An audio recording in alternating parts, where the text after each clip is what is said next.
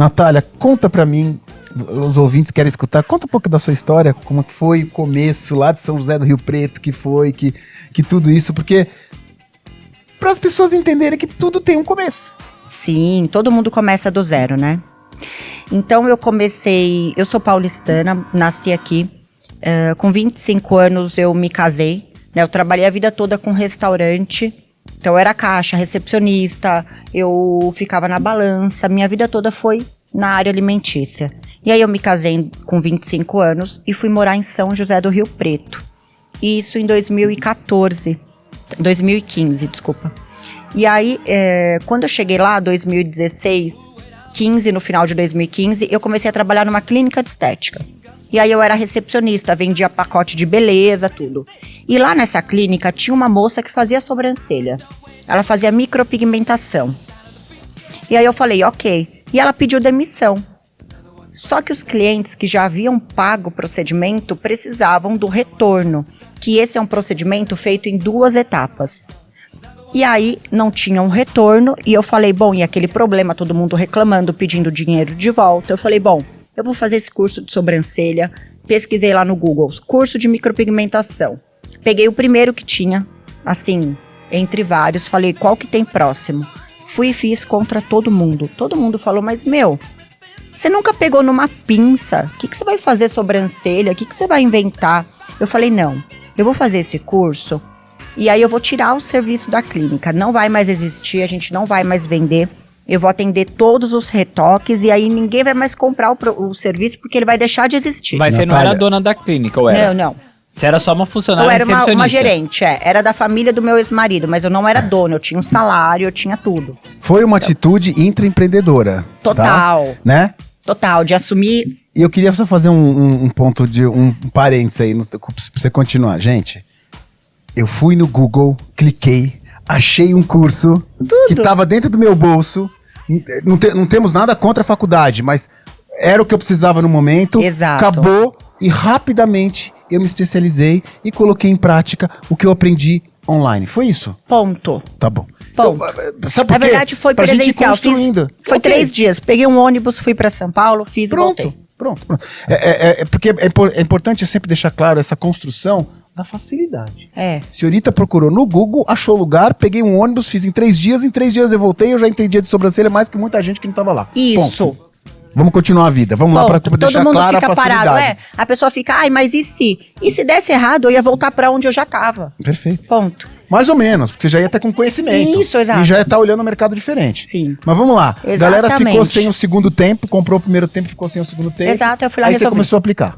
Comecei a fazer, me apaixonei. Falei, me apaixonei.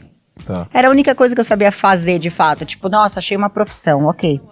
E aí, comecei a atender muita gente. E aí, começou a crescer muito lá na clínica. Mas eu só atendia. E aí, depois de 1 ano, eu me divorciei.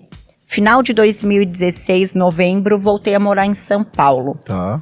Voltei a morar só com uma filha, né, de 2 anos. Uma dívida imensa que foi antes do casamento. Porque o meu pai, ele é tão machista, né, ele é português, veio de lá, muito rígido, que quando eu falei que eu ia casar, ele falou, ok. Eu trabalhava num restaurante, tinha meu salário, o restaurante era dele, era um self-service. Tá. Só que eu tinha dívida, tinha o meu carro para pagar, tudo. Ele falou, então as suas dívidas agora são do seu marido. Suas contas, o seu salário, ele que te banca. Porque na mentalidade do meu pai era assim, ele fez assim com a minha mãe. E aí eu fiquei com a dívida, eu falei, quer saber, um dia eu vou pagar essa dívida, tá tudo bem. Só que cartão de crédito vira uma bola de neve. E tudo bem, casei, fui pra Rio Preto, meu nome com restrição. Eu sabia que um dia eu ia resolver e também se não tivesse resolvido, sabe, claro. Eu não me apegava. Não, vamos jogar. Vamos. Que momento que você sentiu, porque assim, tipo, na verdade você já meio que respondeu, eu queria que você continuasse, você fortalecesse o que você tá falando. Quer dizer, você tava lá, você era empregada, né? Você trabalhava Sim. naquela história, você aprendeu, você gerou uma carteirinha de clientes, você pegou a manha de como fazer. Que momento que você decidiu, falou assim, vou abrir um CNPJ e vou abrir uma empresa? Em 2017, abril. Fiz 5 anos agora. Quando eu voltei a morar em São Paulo, final de 2016, eu comecei a atender na casa das clientes. Eu falei, bom, tô fazendo trabalho aqui em São Paulo, e aí as clientes me chamavam e eu ia na casa delas, porque eu não tinha ainda nada aqui, né? Eu voltei com uma mão na frente e uma atrás. Tá. E uma dívida. E uma dívida gigante, uma filha E aí voltei pro meu maior pesadelo da vida, que era morar na casa do meu pai. Porque ele era não sei, era uma família muito disfuncional. E a minha filha ia ser criada naquele lugar, e eu não queria. E aí esse era o meu maior medo, né, enfim. E aí eu falei, poxa, não. Aí eu peguei uma salinha de 30 metros ali na 9 de julho. Tá. Falei, vou atender aqui. Peguei uma maca, montei e comecei a atender. Muito, me apaixonei. Aí em abril, falei, preciso de um CNPJ. Começou a crescer, eu tinha uma agenda de 6 meses de espera. E aí eu comecei a faturar bem, porque é um trabalho que você cobra. Eu cobrava na época R$800 e o custo era R$100. Então o lucro era muito grande. Então fui juntando, construindo minha clientela com a minha filha pequenininha. E eu desenvolvi um método. Sobrancelha diferente do que já tinha. Então, é aí que isso que é uma coisa legal, só pra gente entender o raciocínio. Quer dizer, desde um curso, você aprendeu o curso, mas você não se satisfez com apenas com o curso. Não me identifiquei com aquela técnica. Não, sim.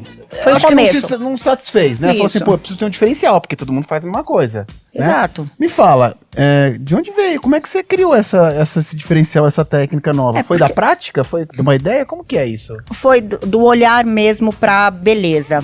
Todo mundo faz igual. Sobrancelha é muito commodity, né? O pessoal fala hoje, como é que você começou fazendo sobrancelha? Eu falei, então. E é super commodity. Eu consegui me diferenciar. Por quê? Porque eu olhei o que ninguém tava olhando. As sobrancelhas, há 5 anos atrás, era uma coisa totalmente padronizada. Todo mundo tinha o mesmo formato, mesmo jeito, aquela coisa triangular. E eu falava, cara, isso não é legal. E aí eu comecei a fazer uma coisa mais fluida, fios mais em movimento, imitando o fio real, porque o fio real ele tem movimento, não é o fio reto, ele não é reto. Ele é um fio vivo. Isso, e aí eu fui criando movimento e fluidez. E aí veio o nome da técnica, Flow Brows. E aí pegou, viralizou, porque eu trouxe o movimento da beleza sem padrão. Porque as mulheres chegavam pra mim, e eu atendia 15 por dia, era muita mulher. E elas olhavam pra mim e falavam, eu quero ficar igual essa. E isso me incomodava, tipo, as pessoas querem ser outras pessoas e não elas. Eu falei, não, vamos fazer o seguinte, eu vou fazer o desenho no seu rosto, o que eu acho que é legal pra você, com a minha técnica, e elas amavam. E é só que isso começou a ganhar uma voz imensa. Mas outro parênteses que eu queria colocar aqui, quer dizer assim, tipo, você poderia ter, que é uma coisa que eu defendo muito, que é o tal da pimenta, que é o veneninho, né?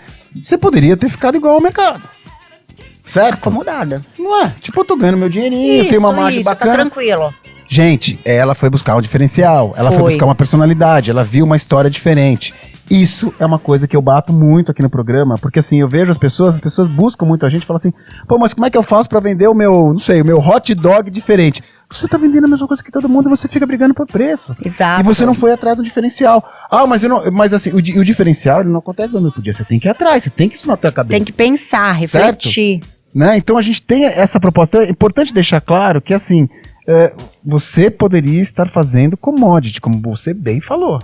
E você achou um caminho do diferencial, que isso trouxe uma personalidade crescendo. Ô, Caíto, antes de você continuar, daqui a pouquinho a gente vai pra uma música, mas eu tenho uma pergunta, né? Você falou assim, sua técnica viralizou. Viralizou. Mas viralizou onde, assim? Entre a sua clientela, boca a boca, ou você tava postando em algum lugar e o negócio, tipo, tomou outra proporção? Eu já tava com o Instagram bem ativo, porque toda essa movimentação de separação, de volta pra São Paulo, todo mundo acompanhou. Então nunca deixei de mostrar, então isso conectou muita gente. Então a vulnerabilidade conecta, isso eu já percebi de cara. E aí as pessoas ficavam engajadas, e elas queriam saber, poxa, mas o que vai acontecer amanhã? Ela voltou a morar em São Paulo e tá sofrendo e chora, e a filha dela, então isso as pessoas, e o trabalho bom. E aí as famosas começaram a me procurar. E aí foi o boom, né? Todo mundo começou a fazer, divulgar orgânico, sabe? Foi muito grande. E aí eu comecei a crescer, eu falei, eu preciso contratar equipe, comecei a contratar colaboradora, comecei a treinar técnica. Imagina, treinar técnica de fio a fio, de sobrancelha, é muito artístico o trabalho.